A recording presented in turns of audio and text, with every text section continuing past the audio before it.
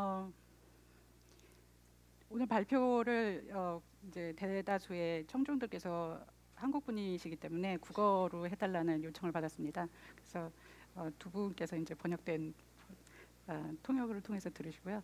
오늘 제가 말씀드릴 주제는 대한민국의 수많은 시험들이 무엇을 진짜 평가하고 있는가에 대한 겁니다. 최근에 제가 출판을 한 두 가지 책에 기반을 하는데요. 첫 번째는 서울대에서 누가 A+를 받는가는 처음부터 서울대 교육이 문제가 있다고 생각해서 접근한 연구가 아닙니다. 그냥 서울대에 들어간 그 공신으로 불리는 애들조차도 서울대에서 너무 공부하는 게 어렵다라는 말들이 많아서, 하소연이 많아서 더 열심히 해 그랬더니 해도 안 돼요. 어떻게 해야 되는지 모르겠어요. 이런 안타까운 하소연이 너무 많아서, 그러면은 해서 된 애들, 성적 좋은 애들, 그런 애들의 공부법을 추출해서 다른 학우들에게 신입생 오리엔테이션 때 틀어주고 나눠주면 좋겠다, 이런 생각으로 해서 시작을 했습니다. 그런데 학생들의 공부법을 도저히 다른 학우들에게 이렇게 공부해라라고 말할 수가 없는 결과가 나와서, 결국은 왜 그렇게 공부를 하는지에 대한 궁극적인 이유가 그것이 그렇게 평가되고 있기 때문에, 그렇게 공부를 해야만 성적을 잘 받을 수 있기 때문이라는 결론에 도달을 해서, 결국은 대한민국 교육에 문제가 있다면 그 문제의 궁극적인 끝에는 평가가 있구나, 대한민국의 시험을 바꾸지 않으면 대한민국의 교육을 바꿀 수가 없겠구나, 이런 결론이 들어서 이제 앞에 책은 대학 교육을 중심으로 썼다면 뒤에 책은 우리 공교육의 해결을 위해서 쓰기 시작을 했습니다. 간단히 말씀드리면, 서울대에 A+를 받는 4.0 이상인 46명을 심층 인터뷰를 하고, 그리고 1,100명이 넘는 학생들에게 양적으로도 확인을 한 이런 연구 결과는 여러 가지 학생들의 일반적인 특징 중에서, 물론 공부 잘하고 하는 학생들은 더 끈기 있고 더 열심히 하고 더 벼락치기를 덜 하고, 이런 특징은 전 세계의 공통적인 일반적인 특징이에요. 근데 그거 말고 특히 서울대 내에서 그들 사이에서의 더 아주 결정적인 GPA 팩터는 얼마나 더 수용적이면 수용적이냐, 더 수용적이면 수용적일수록 A 학점이 높고요, 더 비판적이고 창의적일수록 학점이 낮아요. 그러니까 그런 공부 방법, 수용적인 공부 방법이라 하면 이제 교수님 말씀을 한마디도 빼놓지 않고 다 받아 적는다. 근데 이게 재밌는 거는, 키워드나 요점 정리를 하면 안 되고 말을 문장의 형태로 토시 하나 빠지지 않게 다 받아 적고 그래야지만 된다라는 이런 연구 결과가 나왔습니다. 교수님의 관점, 교수님의 논리, 교수님의 논리의 흐름, 교수님의 용어, 그걸 그대로 카피해야 된다라는 그런 학생들의 얘기를 듣고, 저는 연구자는 편견을 가지면 안 되는데 저는 편견이 있었어요. 분명히 전공별로 다를 것이다. 그런데 음대, 미대까지 전부 다 더 수용적이면 수용적일수록 학점이 높고, 더 비판적이고 창의적이면 학점이 낮은 그런 현상은 모든 전공에 똑같았습니다.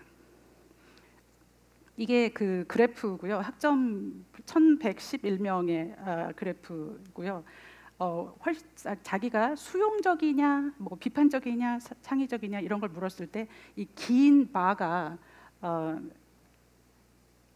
수용적이다라는 답변이었거든요. 근데 이렇게 훨씬 더 수용적인 학생들이 일반적으로 많았고, 그런 애들 중에서 특히 이게 더 수용적이다라고 응답한 학생들 중에서 학점에 따른 구분이에요. 그러니까 학점이 높으면 높을수록 더 수용적이다라는 응답이 많았다는 얘기입니다.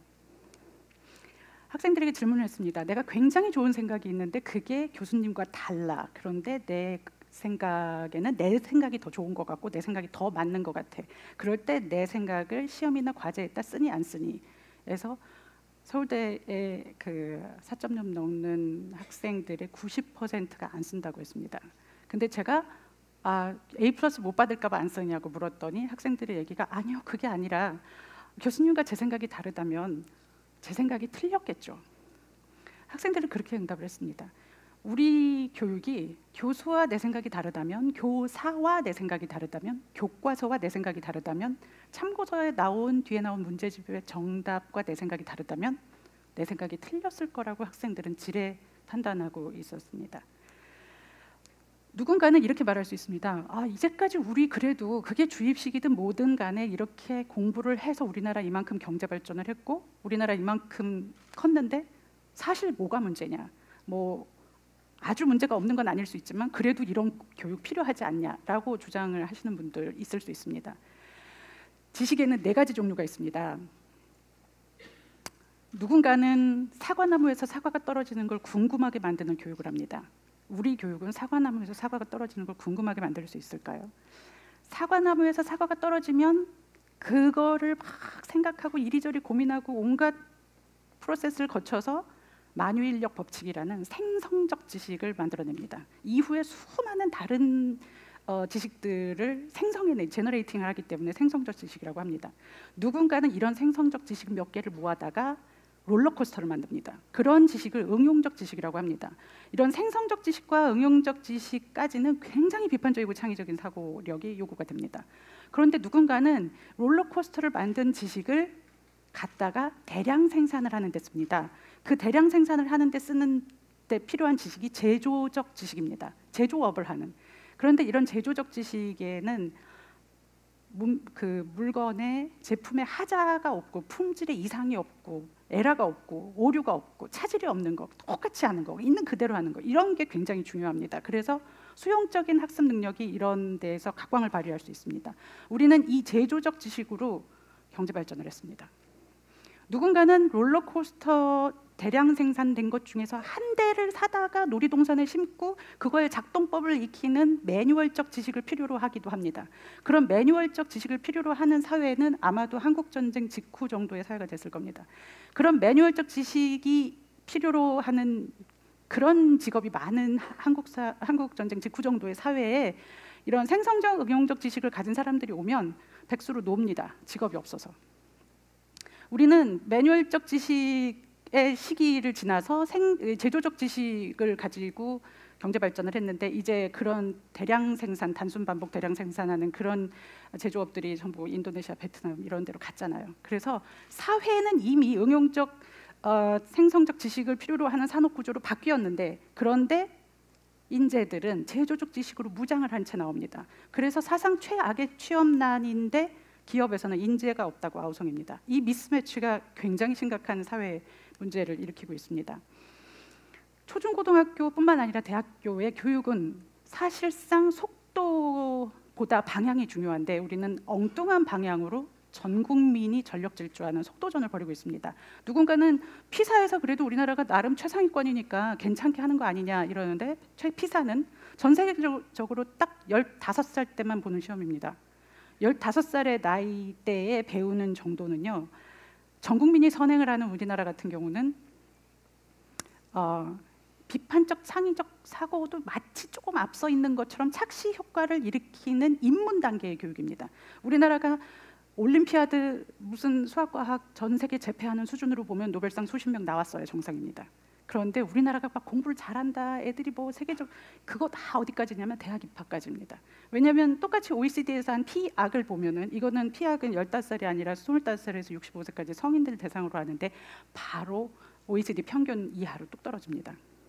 많은 사람들이 자기주도 학습이 명문대를 가기 위한 전략이라고 주장을 하지만 사실상 우리나라에서 자기가 자기 러닝 컨텐츠를 발굴해서 자기의 러닝을 주도하면서 하는 그런 애들이 얼마나 될까요?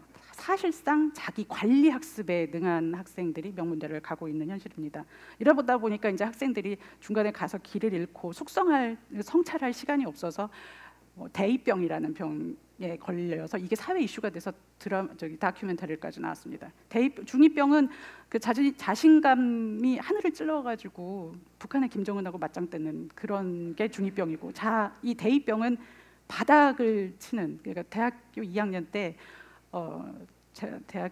자신감, 자존감 이런 게 바닥을 쳐서 무력감, 중간에 좌절하고 이런 사회적인 현상을 얘기를 합니다. 지금 이 다큐의 주인공이 작년 수능 만점 받아서 서울대 경영학과 간 학생입니다. 뭐 이게 굉장히 많이 있고요.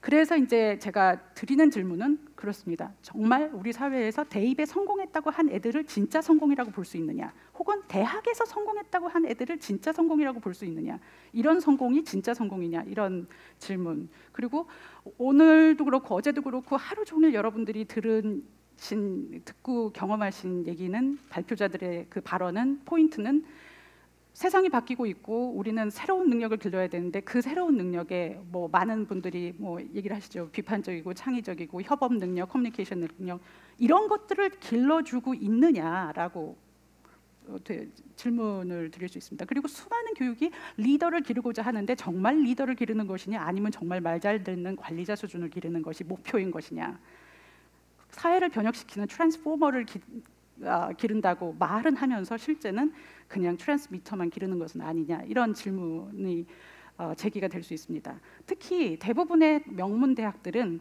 비판적이고 창의적인, 그리고 글로벌 리더십, 글로벌 커뮤니케이션, 협업 능력을 가진 인재를 기른다고 거의 대부분 교육 목표는 써 있습니다. 그런데 그런 게 교육 목표고요. 근데 학생들의 반응은 굉장히 수용적인 학습자가 A+를 받잖아요, 지금. 근데 이 결과가 목표하고 다른데, 이 결과와 목표의 이 차이를 모니터링하는 시스템이 대학에도 없고 대한민국에도 없습니다. 신기하지 않습니까? 전국 전체로 이 목표와 국가교육과정을 보면은 온갖 그 4차 산업혁명에 필요로 하는 팬시한 월드들은 다 들어가 있습니다. 근데 그 단어들이 성과가 어떻게 되는지, 기업에서도 해마다 성과 평가 측정을 하는데, 대한민국의 국가교육과정 그리고 각 대학들은 이 목표가 제대로 결과로 나왔는지를 모니터링하고 이거를 개선하려는 어떤 제도적인 시스템이 전혀 없는 상황입니다.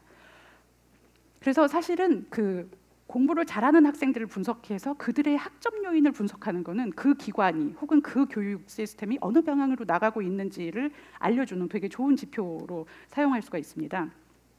이게 그 MIT 미디어랩에서 나온 그 교감신경이 활성화되는 정도를 표현하는 연구 결과인데요. 교감신경은 흥분, 집중, 각성, 정신 바짝 차렸을 때 활성화가 되고요. 그냥 멍하니 있을 때는 비활성화가 됩니다. 여기 보시면은 숙제를 하거나 실험을 하거나 자기가 뭘 막 할 때는 활성화가 되고요. 자고 있을 때 처음에 이제 뒤척일 때 활성화가 되는데, 이게 TV 시청, 수업 이렇습니다.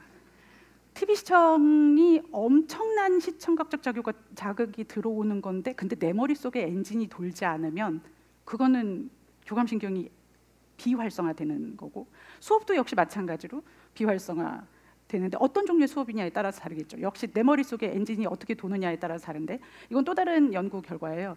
어떤 선생님이 굉장히 유창하게 수업을 했고, 또 다른 선생님은 말도 제대로 못해서 막 보고 읽다가도 다 틀리고 버벅버벅대고, 그래서 잘 못하는 그런 수업이에요. 근데 굉장히 유창한 수업하고 이런 유창하지 않은 수업에서 강의 평가를 하면 당연히 유창한 선생님이 높고요. 얼마나 다 많이 기억할 수 있을 것 같으냐라는 질문에도 앞에 수업이 훨씬 더 많이, 2배 이상 많이 기억할 거라고 답을 합니다. 그런데 실제로 시험을 보면 똑같습니다. 하버드 에릭 마주르 교수가 얘기한 바에 의하면, 많은 선생님들이 착각하는 것 중에 하나가 기말고사 시험 결과를 내가 가르친 거에 티칭 효과라고 착각을 한다는 겁니다. 그건 걔가 기말고사 시험 공부한 거의 효과래요.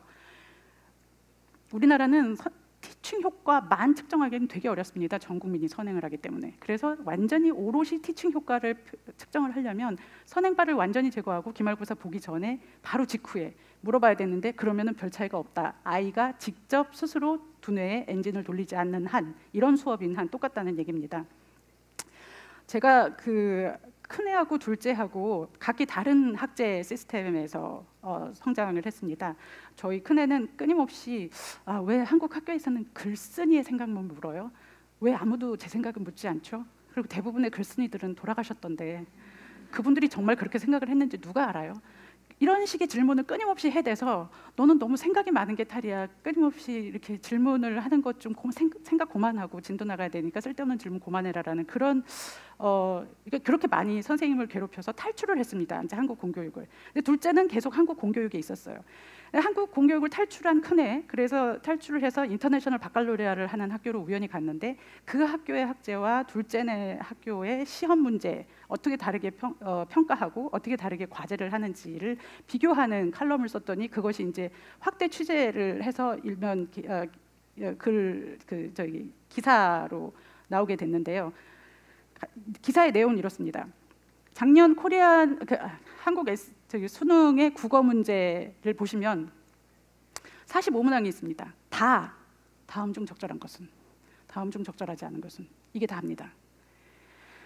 이게 다음 중 적절하지 않은 것은, 적절한 것은 이런 종류의 적절한 것을 골라내야 하는 객관식 시험 문제에서의 구조적인 태생적인 문제는 뭐냐면 난이도가 질문의 깊이에 의해서 결정되지 않습니다.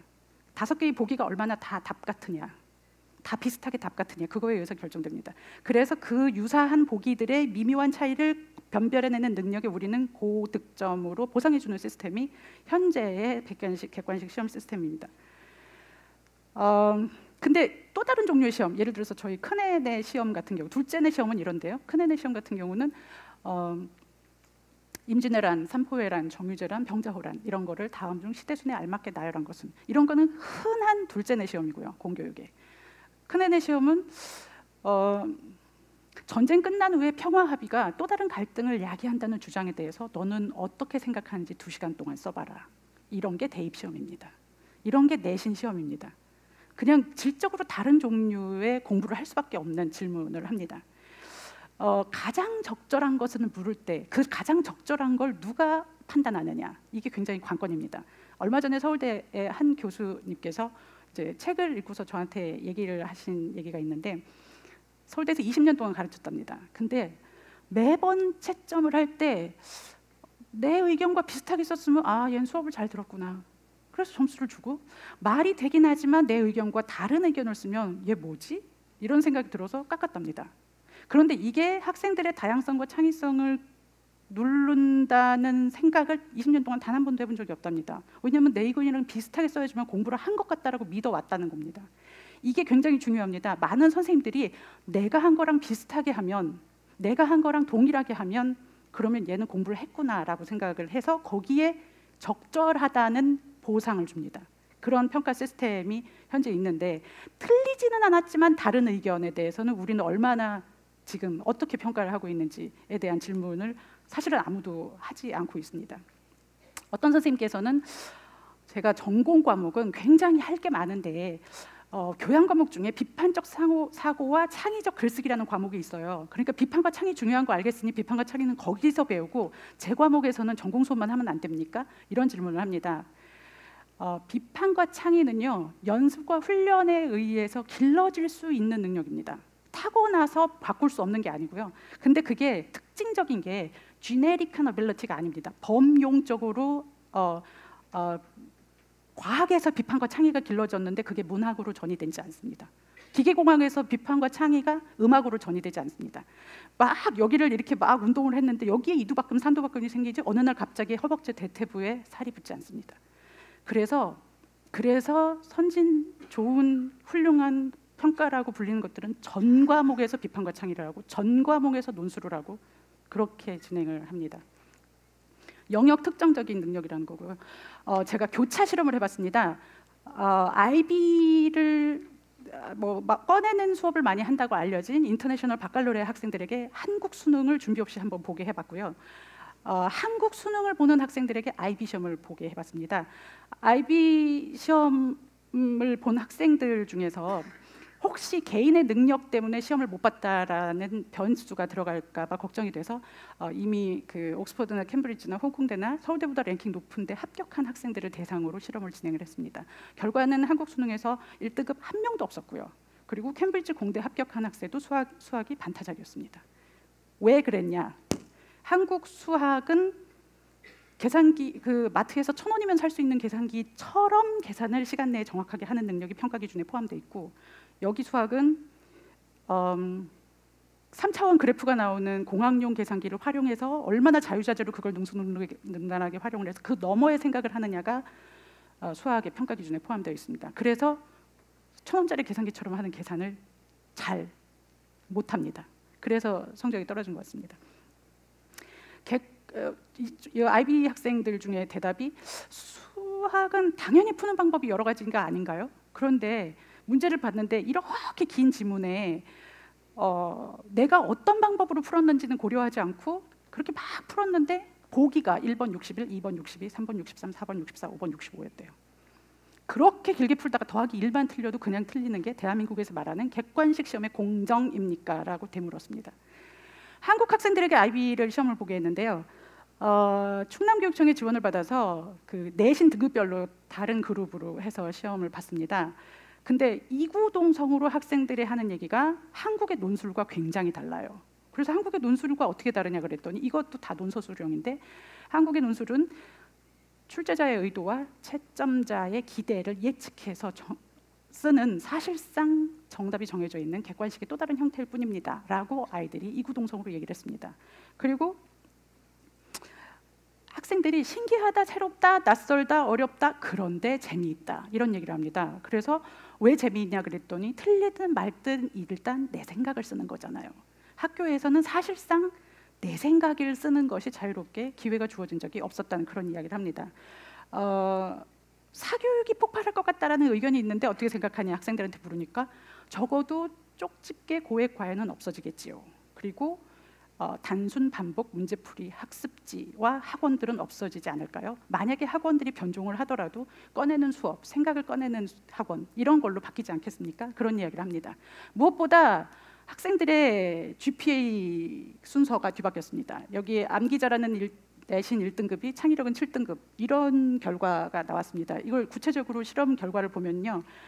실제로 이게 여기 왼쪽이 다 내신 제일 낮은 등급이고요. 여기가 제일 높은 등급이지만 내신 하에서도 높은 아이들이 나오고 높은 데서도 낮은 아이들이 나옵니다. 그러니까 한국의 내신 성적이 여기서 높았다고 해서 여기서 창의력 시험에서 역시 높다는 보장이 없다는 것을 단적으로 드러내는 결과였고 한국 공교육에서 내 아이가 생각은 좀 다양하게 많은 것 같은데 성적이 좀 안 나오는데 하는 그런 아이일 경우에 학부모나 혹은 선생님들일 경우에 이게 사실은 얘가 김연아하고 박태환인지 모르는데 근데 올림픽 전 종목을 다 무시하고 달리기 하나로 줄 세워가지고 그러면 김연아와 박태환도 막 360등, 540등 이래가지고 나는 왜 이렇게 못하지? 무능하지? 이렇게 좌절시키는 교육 시스템이 지금 우리의 교육 시스템이지는 않는가라는 그런 반성을 해볼 필요가 있지 않나 생각을 해봅니다.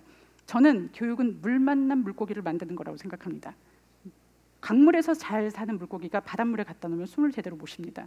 저는 물 만난 물고기를 만드는 이게 얼마나 중요하냐면 그 평가가 되게 중요한데 물고기를 헤엄치기가 아니라 나무 타기로 평가를 하면 자기가 너무나 무능하다고 생각하면서 살 거라고 아인슈타인이 얘기를 했습니다. 물 만난 물고기를 만들려면 집어넣는 교육이 아니라 꺼내는 교육을 해야 되고 결과가 아니라 과정을 가르치는 교육을 해야 되는데 우리는 사과나무에서 사과가 떨어지는 그 궁금함에서부터 만유인력이 나올 때까지 그런 과정을 경험하게 하기보다는 만유인력 법칙, E는 MC 제곱, F는 MA 이렇게 해서 그 결과들을 쫙 가르치면서 그게 왜냐하면 하면서 역으로 설명을 합니다. 이렇게 프로덕트를 먼저 가르치는 교육이 아니라 프로세스를 경험하게 하는 교육이어야 되고 그리고 문제를 해결하는 주어진 조건에서 문제를 해결하라고 하는데 뭐가 어떨 때 무엇을 구하시오. 현실에서는 무엇이 어떨 때라는 존재라는 건 사실상 주어지지 않습니다. 산라만상 펼쳐 있는 모든 곳에서 무엇이 조건인지조차 판단하는 것이 엄청난 능력이거든요. 그래서 문제를 발굴하는 능력 그게 필요하고 지식의 소비자가 아니라 생산자를 기르는 교육이어야 된다라는 얘기를 하고요. 그다음에 현재의 오늘 계속 얘기 나오는 게 대부분의 직업이 없어진다는 얘기를 하지 않습니까? 그런데도 지금은 직업 탐색, 직업 탐방, 직업 훈련 교육을 합니다. 사실상 무모한 교육 준비라고 생각합니다. 왜냐하면 현존 직업 준비보다는 미래 직업을 창출할 수 있는 그런 교육을 해야 되지 않나 이런 생각이 듭니다.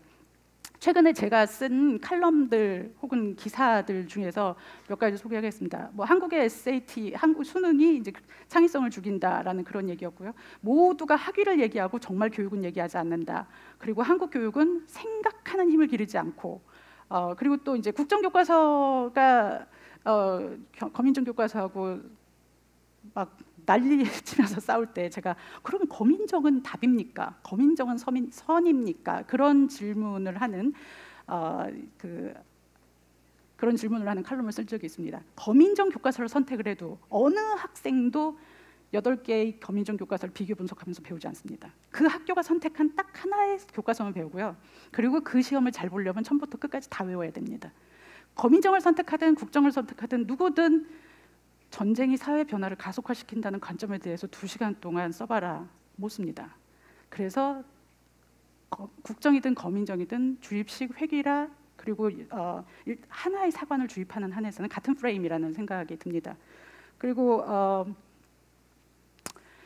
대선 교육 공약에 교육이 하나도 없고 복지만 있더라고요. 그냥 무상, 뭐 반가, 이거는 그냥 교육의 내용이 아니에요. 절대평가 이런 것도 절대평가가 몇 과목이 된들 아이가 같은 시험 문제를 풀면 전 과목이 절대평가가 된다고 한들 애가 같은 시험 문제를 풀면 결국은 같은 능력이 길러질 거고, 그러면 어제 오늘 얘기한 모든 포럼에서의 얘기는 다른 종류의 능력을 길러야 된다고 하는데 우리 애들은 같은 종류의 시험 문제를 푸는 한 다른 종류의 능력을 기를 수가 없습니다. 그러면 4차 산업혁명에 대비할 수 없습니다. 그래서 그래서 대선 교육 공약에 교육이 하나도 없고 복지만 있는 것이 너무 안타깝다는 그런 이야기를 했고요. 그 다음에 많은 사람들이 꺼내는 교육을 해야 된다. 그 다음에 4차 산업 대비하는 교육으로 가야 된다. 누구나 대부분 공감을 합니다. 문제는 채점의 공정성 때문에 객관식을 포기하지 못합니다. 근데 우리는 무엇이 진짜 공정인지, 그리고 채점의 공정에서 우리가 주장하는 게 그냥 단순히 재현 가능한 신뢰성만 보는 것은 아닌지, 타당성, 이 시대가 요구하는 타당성은 우리는 생각하고 있는 것인지, 그리고 구한말 때 근대화의 물결이 있었을 때도 이렇게 변해야 된다. 우리 지금 4차 산업혁명, 이것도 또 다른 물결이잖아요. 그렇게 변해야 된다 얘기하는 개화파가 있었지만 사실상 개화 쪽보다 압도적으로 많은 지지를 받았던 정책이 쇄국 정책이었습니다. 근데 그것도 백성들의 지지를 받았던 정책이었습니다. 저는 이 포럼에서 말씀하시는 많은 좋은 미래에 대한 인사이트, 그리고 정부에서 혹은 당국에서 교육을 생각하시는 그런 입장에 있으신 분들이 우연히 등대에 계셔서 등대 위에서 저 쓰나미가 몰려오는 것을 지켜보고 있는데, 그런데 등대 아래서 쓰나미가 오는 것을 잘 못 보는 국민들한테 그냥 국민들의 합의에 맞게 뜻에 알아서 거기서 합의해 보세요, 이런 얘기를 하고 이 쓰나미가 다가오는 것에 대해서 침묵을 지키는 것이야말로 이건 굉장히 무책임한 일이라고 생각을 합니다. 쓰나미가 오고 있는 것을 볼 수 있는 등대 위에 있는 사람들은 계속 사람들이 모두 다 들을 때까지 목소리를 내야 된다, 그런 생각을 합니다. 여기까지 하겠습니다. 감사합니다.